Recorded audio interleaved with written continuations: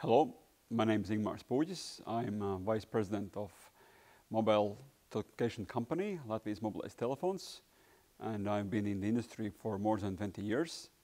But there is one new industry which is coming around, and we haven't been seeing them so much, but they are showing it more and more, and they are looking for 5G, and this is a defense industry. And we haven't been seeing them so much, because everybody knew that mobile networks are not that cyber secure and not that secure in general, and therefore historically defense industry has been developing their own technology all over the place. And now these days we see that they are more and more looking into civilian technology and the ways how to adapt civilian technology for military purposes. And 5G, it seems that 5G will be no exception. And therefore I would like to share some theoretical and some practical ideas on how do we look at this and what is our own experience here. So starting with the shared principle, is it for real that civilian technology is first happening on civilian side and then being brought back to the military? And there are actually quite many examples. First of all, there is a very famous happening in the Middle East, where Yemeni rebels actually claim to have first known coordinated massive swarm drone strike in Saudi Arabia back last year. And it was quite shocking because it was conducted not by some superpower, but it was actually done by rebels, actually using quite civilian technology, and came as quite a big surprise to all the defense systems and everything else, and this was actually a change. And we were also observing quite recently where there is quite a war between Armenia and Azerbaijan these days, and actually exactly the usage of drones was the big issue, big factor, which helped the Azerbaijani gain significant success in this war as we speak. And also these drones, they also come from, first of all, from civilian technology, which is now being adopted for military purposes. There are many more examples. There's a gaming industry which has quite a history for more than 20 years now. And what we're seeing now is that both the US Army is claiming that they are actually looking for new recruits from the ranks of successful players, because they've noted that the skills that successful players have, which will be quick reaction times, teamwork, and all the power of at their fingertips, is actually exactly the skills they are looking for the management of very many of new technologies. And plus, on top of this, we can also see that many of successful game developers are using those same engines to actually deploy for developing training simulators for the military. So again, here we can see that the civilian technology first being developed for civilian use cases is being adopted back into the military field. This is a funny example. The famous jetpack, it actually also originated as for entertainment, and actually was adopted by the UK Vet for tactical purposes and ship assault. So quite strange, but somewhat beautiful, of course. So clearly we can see and we can say that civilian technologies are being weaponized, and will most probably increasingly we will see this happen more and more, because the innovation and digital revolution which is happening all around the place is actually creating enormous amount of R&D, which makes an interesting reverse in history, because we all know the classical drill that normally the R&D, first of all, historically happened on the military side, and then it was transformed back on the civilians. These days, the circle is going back, and there's many reasons to believe that 5G and mobile technology in general, which is classically built for civilian purposes, will be actually very much used for tactical as well. And there is quite a press coverage for my claim, and the people around in the NATO bloc are more and more even publicly talking about that NATO should focus more on the 5G, invest more into the 5G, research more, test it more, and look how to win the battles over the 5G supremacy. And we can go as far as USA has recently publicly also informed us about the many testbeds they are already having, and many testbeds they will be opening, particularly for the 5G, testing many issues, starting from deploying tactical networks for forward operating units, down to the extreme cases of managing automated units. So all possible use case spectrum, even as far as Department of Defense is contemplating actual deploying of their own 5G network in the USA. Funny enough, China is, of course, probably even further ahead. At least, of course, we can never know it for sure, but of course the claims and the signals coming from China regarding the 5G are very impressive. And of course the some strange benefits of being a communist country is, of course, that you can very simply, there is no clear border between what is the civilian factory with what is the military factory. And of course, in this regard, for rapid development of new technology, this is a clear benefit. Europe, it's quite usual these days that everybody is asking what Europe is doing about the defense, and where does the Europe stand. What we know for sure is that Europe historically has been doing completely different strategies than China. It was quite a classical thing that you are separating as much as possible civilian producers and military producers. The question is, should we go on this way? Europe is the, so to speak, the birthplace of two of the biggest 5G technology holders today on the planet, Nokia and Ericsson. And for us, living on the eastern side of Europe, it's quite clear what is the answer. What should Europe do? I think we should treat the future threats very seriously and use our 5G advantage as much as possible. And one more comment here is, of course, that it's also it's not black and white, because we can normally, if you talk to somebody about the 5G and defense, everybody is imagining something from the movies, shooting and bombing and everything else. So the actual battlefield happening. But of course, there are many use cases that the military is using outside of the battlefield.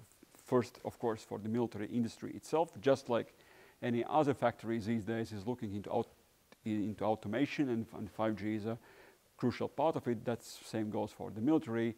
And also all the activities other than war, like peacekeeping and warehouses and many daily business, because classically and luckily for most of the times armies are not at war. Let's keep it that way. So there are many businesses which military industry has to conduct outside of the battlefield, and all of these are quite complex, and so the 5G is a natural use case here.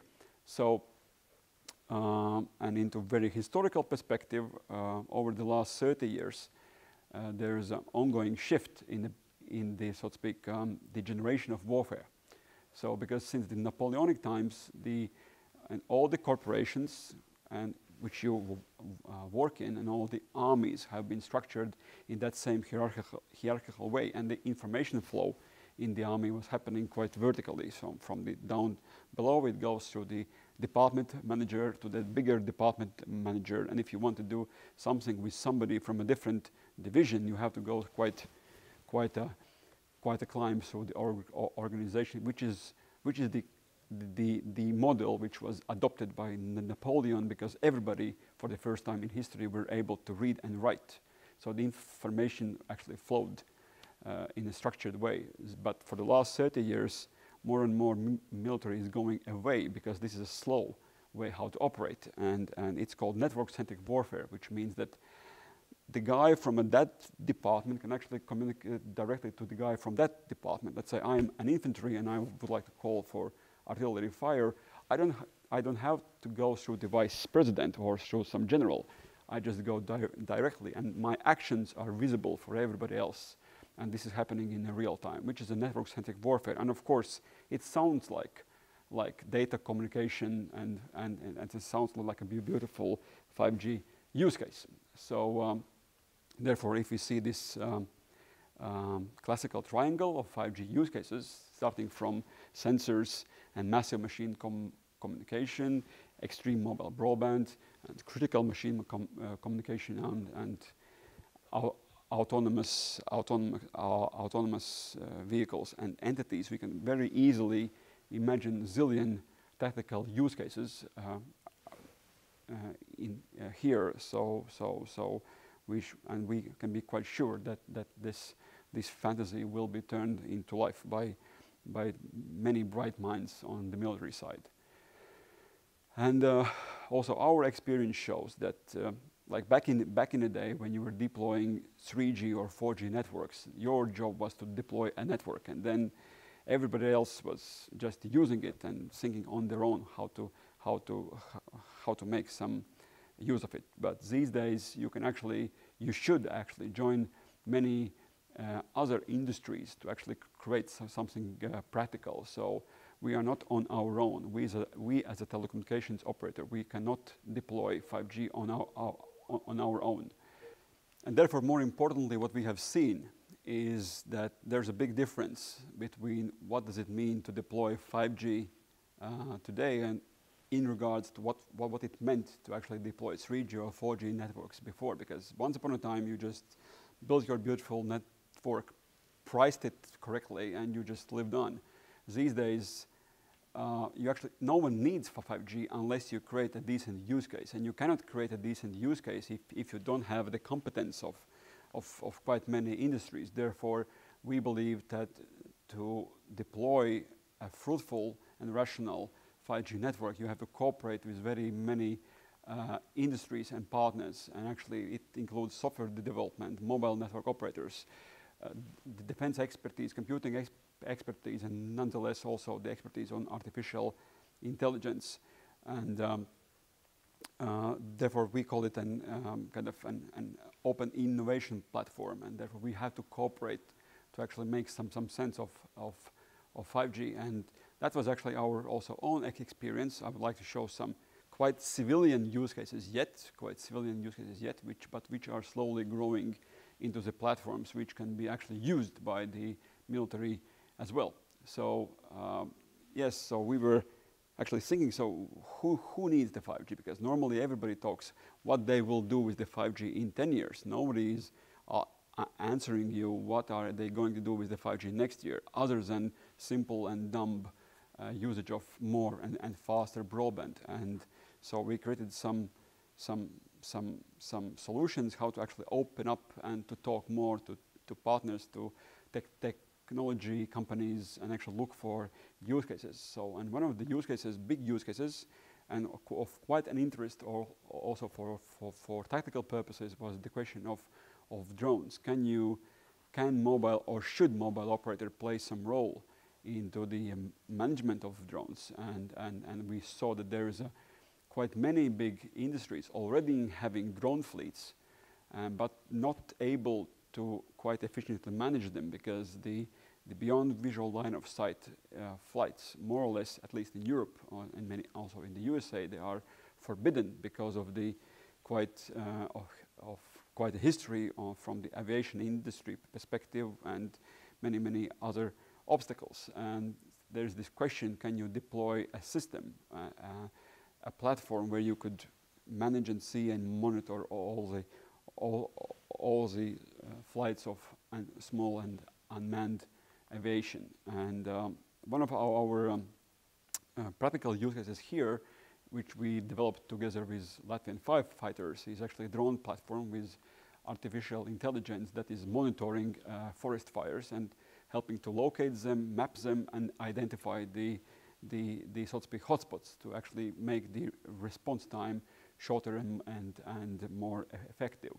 And that brought us to wider understanding that we should actually create a map of our network coverage, just like back in the days where there was a coverage for ships, where you can actually, the maps for ships, where you see what's the depths of the water, where you can safely navigate. that same map will be actually created for our drone customers, that you can plan your drone flight using mobile network in a very safe way over the areas where you can safely be sure that there will be enough coverage to actually manage your drone remotely. One of the extreme examples of this was conducted recently, where we made a cross-border drone flight which was managed only over the mobile network, over the use case of monitoring the quality of railway lines going from Latvia to Estonia. And going even further into what you can do with your mobile network up in the air, we supported a Latvian startup which was trying to launch a rocket into the space and trying to support their launch platform, which was raised by helium balloons up into the air. We, by mobile network, switching mobile network upwards, we actually achieved the world record in 4G network altitude up to the 27 kilometers, which is, it sounds very much tactical. If you think about it these days, we actually meet many people from the defense industry side, which are actually looking for broadband and actually for civilian technology up in the sky to manage all sorts of use cases. And so going from civilian to much more tactical side, I'm quite proud. I'm quite proud of being National Guard myself, and being a telco person. I was thrown into the very real life experience, being down there in mud with my grenade launcher and everything else. That gave me an experience. So what does it actually look if you can't use your smartphone? You are actually dependent on classical field radio, and how does this information flow look? And therefore I had the chance to be involved into actual discussion. Can you use those smartphone platforms and these efficiencies you have on smartphone platforms back into the tactical situation? And for some of the years we are now creating actual a system that you could safely use tactical smartphones and sensors, tactical mobile networks, and a platform that brings all this data together into the real time, just like in the computer game. And the answer is yes, you can do this. And this immensely increases the efficiency of information flow in the battlefield, which is of course the answer to victory. Today it's also a big day for us. Today we, together with the National Armed Forces of Latvia, we are launching a 5G testbed in the military range in Ādaži to actually test upcoming 5G technologies for tactical use cases. And one of the first use cases is actually going to be for training purposes, so using of augmented reality and locally produced VR set from Lightspace Technologies, and medical training content created by Latvian startup Exonicus, and our 5G network to actually bring medical training into the battlefield and into the real time. So, because one thing is to read about some wounds in your book or in your presentation, but completely different experiences if you have that same situation, but very much just like in the computer game. This gives much more rapid growth of knowledge. So this is going to be our first 5G use case, which we will actually bring to the military in our new testbed here. So, summing this all up, we really believe that 5G is coming from civilian side to the tactical side and to the military industry, and this principle for R&D and technology development these days is that you do it as civilian as possible and military only as necessary, because of the digital revolution, the research, the heavy side of the research has very much moved to the civilian industries, and we should help our defense partners to actually take as much advantage of it as possible. Thank you very much. And I will be happy to answer any of your questions or comments or suggestions after the presentation. Thank you.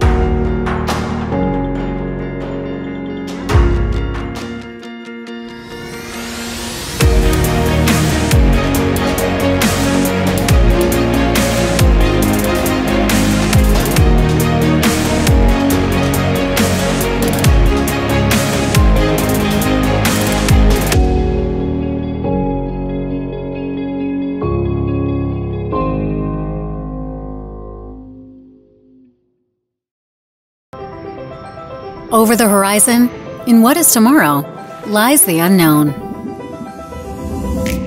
Applications we can't imagine today will change the way we live and suddenly become the norm. 5G is the path forward. However, it requires a staggering investment that means missteps aren't an option. Cisco provides the most important pieces of that investment: a flexible software-based service creation platform, security, and automation. Pay-as-you-grow licensing removes the risk in your journey to 5G and gives you the agility to move quickly. With a proven, open, and cloud-native architecture designed for now and the future, you get best-in-class network scaling that is simple and automated. Proprietary barriers disappear, and new revenue opportunities open. Services can be deployed when and where customers need them. Only Cisco provides innovative technology leadership that spans network operators, enterprises, the public sector, IoT, and web providers, bringing the expertise and security to support you every step of the way. With a flexible cloud-to-client approach, you can be ready to provide the unimagined. Between the needs of today and the trajectory of tomorrow, there's a bridge. Cisco, the bridge to possible. We are the Riga Freeport, the one that borders the European Union and Russia. The world may have seen bigger ports, but when it comes to quality, whether it be our team, technology, or logistics, not many ports have the same standards as we do. We will be glad to work with you and support you in developing infrastructure. We will meet and guide your ships to the pier, and we will send them to their next destination. Riga Freeport. Big in business, big in quality.